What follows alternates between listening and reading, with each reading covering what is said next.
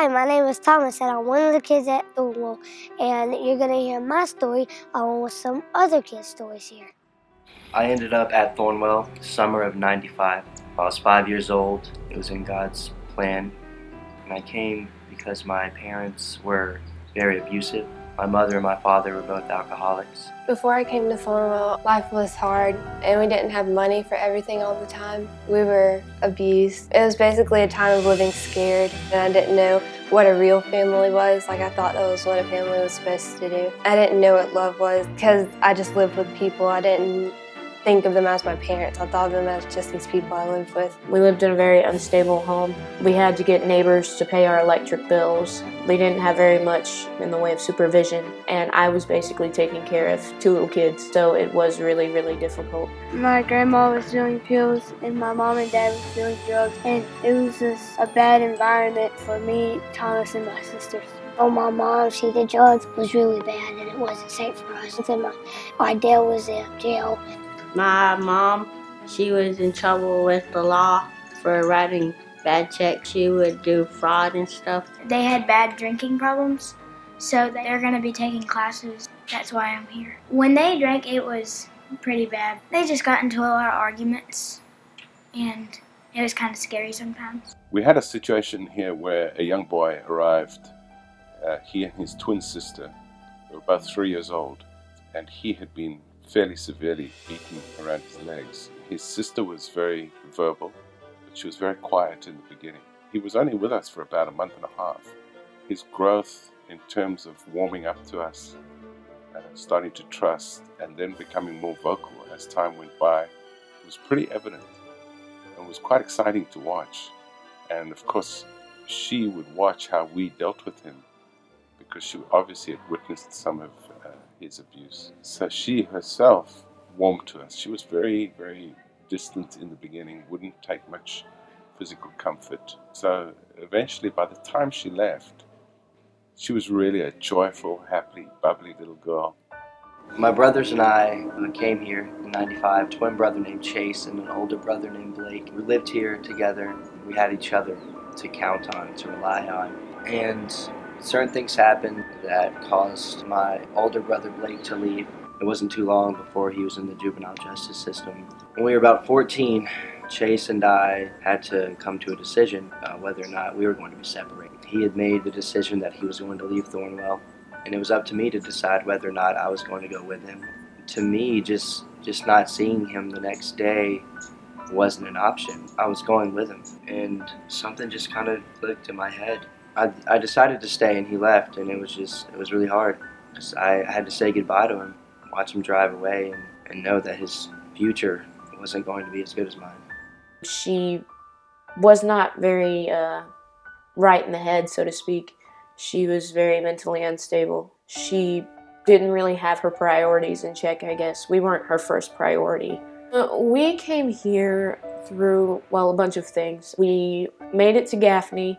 We walked some, drove some, pretty much all of the between. We'd hitchhike and catch rides. We were taken in by some very kind people who decided it would be best not to live in our home situation, and so they put us here. I wasn't used to having a bed by myself and having a room by myself and having clothes on my back that weren't like new.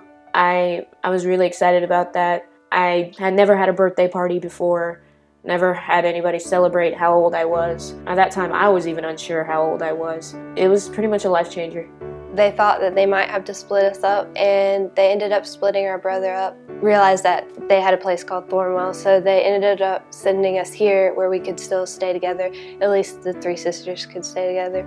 And at first they lived in separate houses, and then they let us all live together in this one house, and it made it feel like it was home because my sisters were there, and they're my family. They're the only family I have left. Our family teachers know us better than even our parents know us. They say that if Thornwell ever closed or anything, they would take us. I mean, they would adopt us in a heartbeat, and that they love us all like we're their own kids, and I just love that because it's like we have sisters. Even the family teachers' kids are our sisters too. And when we picked Alyssa up from school, and she ran and she hugged me, and I was so happy because that's my little sister, and I'll claim her anytime, anywhere. So don't call them family teachers, I call them mom and dad, just because that's basically what they are to me, so just... Yeah, I don't know where we'd be without Thornwell. The family teachers and all the other members, they always feed you, they keep you healthy, they take you to church, and they get you to school every morning, and they don't be mean to you or force you to do stuff in that. They help you learn stuff that you need to be helped with. They're just very willing and caring, and they just very, very love you, and they're happy to have you here.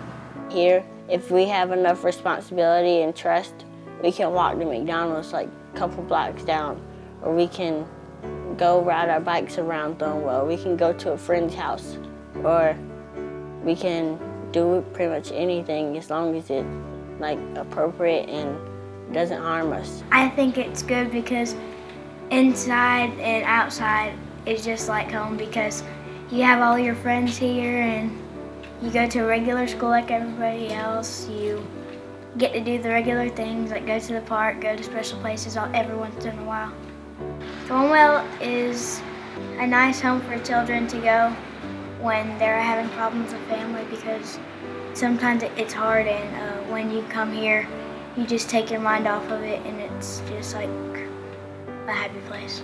People are really close to you at Thornwell, and they just love you. You have a staff working here to literally prepare you for a better life, and that's what they're doing all the time, and provide for you and love you. I don't know, I don't think of it as like Thornwell or just like this orphanage. It's my home. I've been here for a long time, so it's my home.